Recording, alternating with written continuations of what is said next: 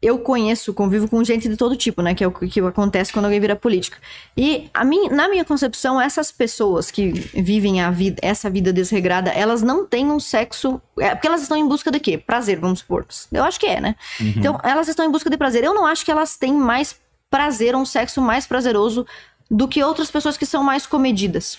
E aí, esse também é um ponto fundamental. Existem já pesquisas sobre isso, sobre satisfação sexual das gerações anteriores, são estudos longitudinais, né, de gerações anteriores e das nossas, e da nossa, a respeito da satisfação sexual. E se você entrevistar, tem até livro de feminista, tem um, por exemplo, chamado Sexo e Garotas, de uma jornalista americana, onde ela fala que as meninas norte-americanas já consideram, desde aquele episódio da Mônica Lewinsky, em que... Lembra que aconteceu o sexo oral lá? E houve uma discussão que aquilo ali não era sexo, exatamente. Foi tratado como superficial. Não é sexo, né? Sexo oral não é o sexo em si. Certo. E aquilo foi tratado superficialmente, e essa autora feminista, ela disse que desde então...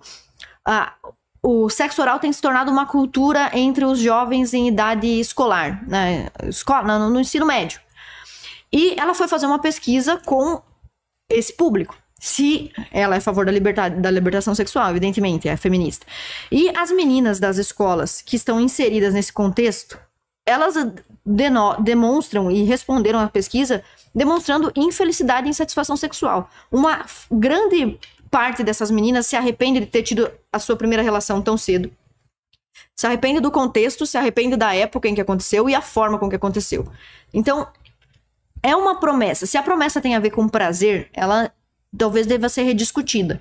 Basta perguntar para as pessoas se elas estão sentindo que elas têm uma vida sexualmente mais prazerosa e vantajosa. Porque você ficar angustiado com esse assunto, perseguindo toda semana alguém novo pra você, isso tudo tá desgaste. Tudo isso aí é desgaste. É mais fácil você ter alguém à sua disposição que ama e que quer te agradar. Então, eu considero que existe esse fator do próprio prazer que deveria ser avaliado.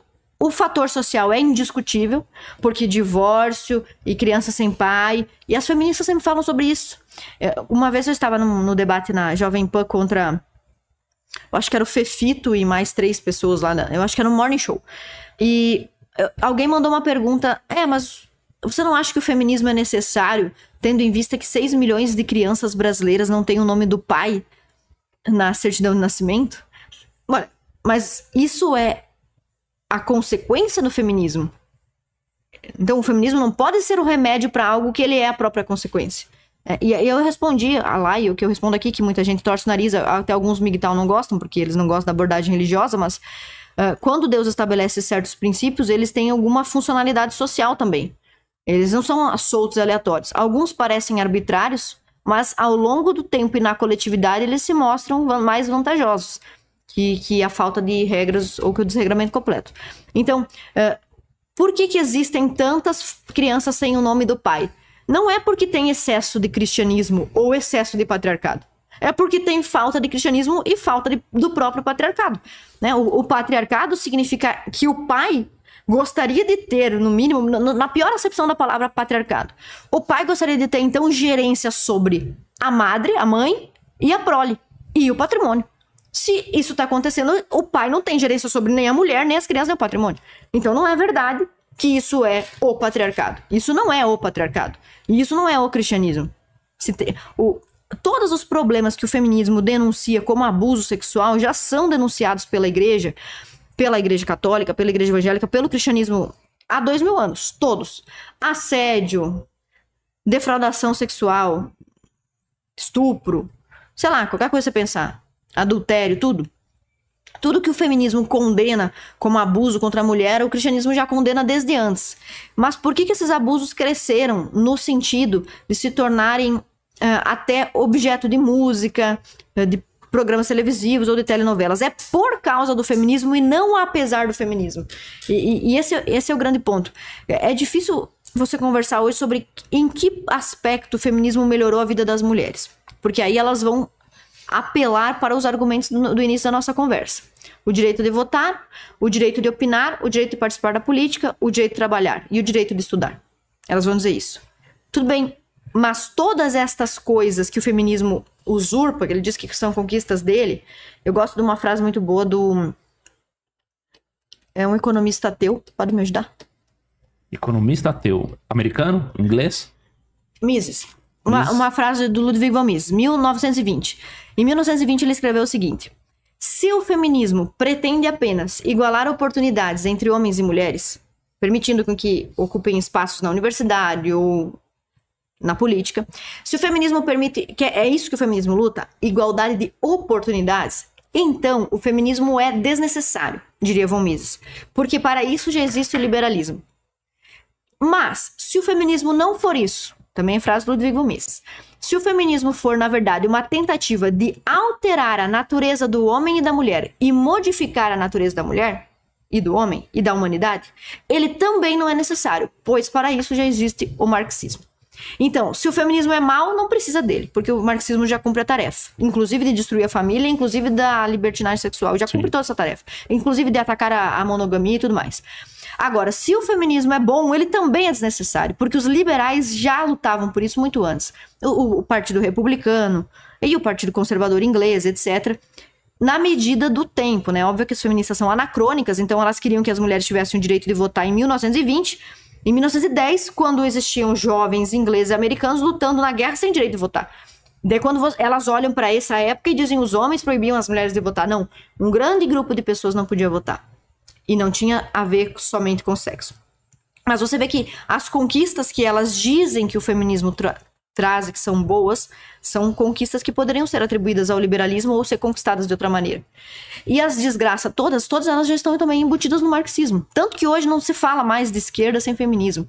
E mais, já está no novo estágio, né, que é o ecofeminismo, que transcendeu o marxismo heterodoxo e ortodoxo e já virou isso daí. Mas é muito louco, porque não é necessário feminismo nem para fazer o bem, nem para fazer o mal.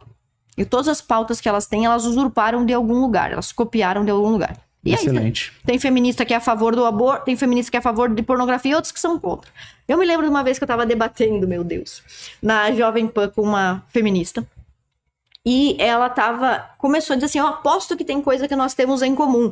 E eu falei, é provável que sim, né? Então as pessoas têm coisa em comum. Nós bebemos água e Hitler bebia leite e nós bebemos também. Eu falei, gente, deve ter alguma coisa em comum. Ela falou, quer ver, por exemplo, eu sou contra a pornografia, ela disse. Eu também sou contra. Eu falei, sou peremptoriamente contra. Não devia ter empresa trabalhando nisso, não devia estar à disposição. Eu sou totalmente contra. Os meus argumentos são morais, eu não sei quais que eram os dela.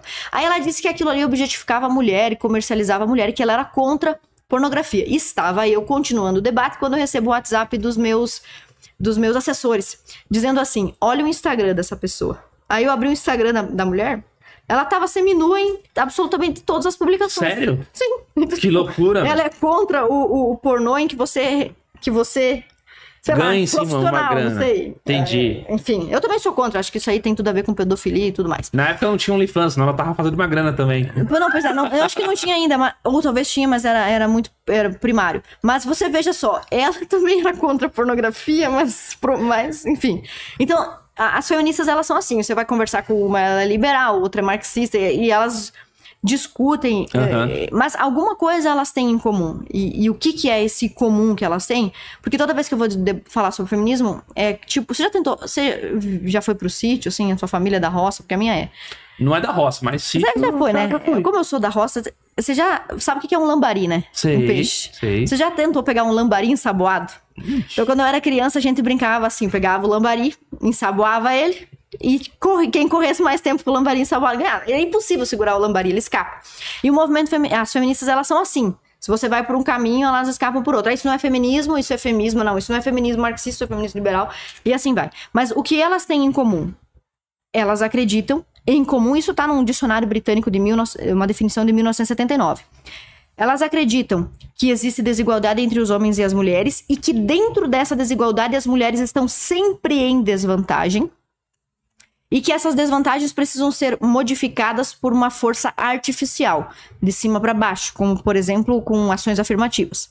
Além de todas elas chegarem a um consenso a respeito disso, concordam com isso, elas também concordam com a revolução sexual. São os dois pontos de consenso. Dentro da revolução sexual, você tem o aborto, o combate à família tradicional, que eu não gosto de nome, mas a família natural, que família tradicional é outra, né? Nem é essa. Mas a família natural, que é pai, mãe e crianças. Então, isso é um consenso entre elas, entre uma feminista. Se você disser assim, não, eu sou feminista, mas eu não combato o patriarcado e não sou a favor do aborto, não é feminista. Então, elas têm isso em comum. Então, eu acho que o feminismo, de todas as vertentes dele, tá falhando nesse sentido. De trazer para as mulheres uma vida, tá construindo para as mulheres uma sociedade pior. Mas se alguém for responder a isso nos comentários agora, dizendo, se você não gosta de feminismo, para de estudar e para de trabalhar, eu já dei a resposta, que é o que diz o von Mises, Ludwig von Mises. Não seria necessário o feminismo para alcançarmos esse patamar de introdução das mulheres no mercado de trabalho, introdução das mulheres na universidade. E a prova foi o dado que eu já dei. Não houve cota ou ação afirmativa para ingresso de mulheres nas universidades. E em poucas décadas as mulheres se tornaram a maioria nas universidades. Porque se uma coisa for compatível com a natureza, com as preferências femininas e for condizente com as condições, as mulheres irão para esse lugar. Elas não vão precisar de incentivo. Elas irão ocupar esse espaço. Mas é evidente que os feministas não concordam comigo. E um dos casos é esse da cota para mulheres na política. Quando eu fui eleita, quando eu fiz o último evento conservador nosso, que foi no dia 8 de março, no Dia da Mulher, na Assembleia Legislativa, foi um evento para uma palestra para mulheres. Eu queria até recomendar para o pessoal que está assistindo que siga as meninas que eu convidei, que são meninas bem diferentes entre si, então você vê que eu sou mais democrática que as feministas.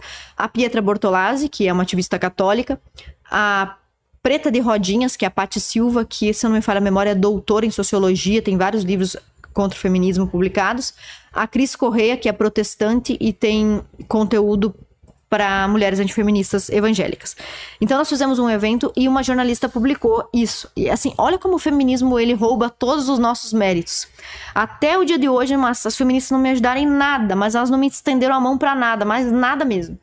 E a gente fez esse evento e uma jornalista feminista compartilhou assim: a contradição Campagnolo, o nome da matéria, a contradição Campagnolo, quando eu me elegi e depois quando eu fiz o evento, que eu estava fazendo um evento contra as feministas, apesar de ter sido eleita graças às cotas.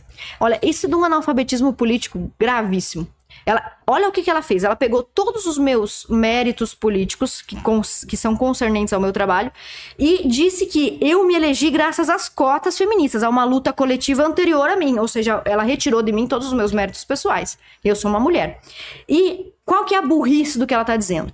As cotas para as mulheres, que não é para mulher, é cota de gênero, ou seja, delimita a 30% a variação de gênero, de sexo, desculpa, não posso ter um partido só com homem, nem só com mulher, tem que ter 30% de variação. Elas estabelecem a vaga para ingresso no partido, para você colocar o seu nome como candidato.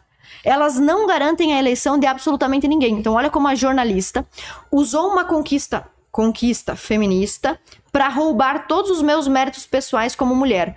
Ela disse que a deputada mais votada da história, que só foi eleita graças às cotas. É uma burrice tremenda, porque a cota não garante a eleição, ela garante a disputa. Porque é óbvio, né?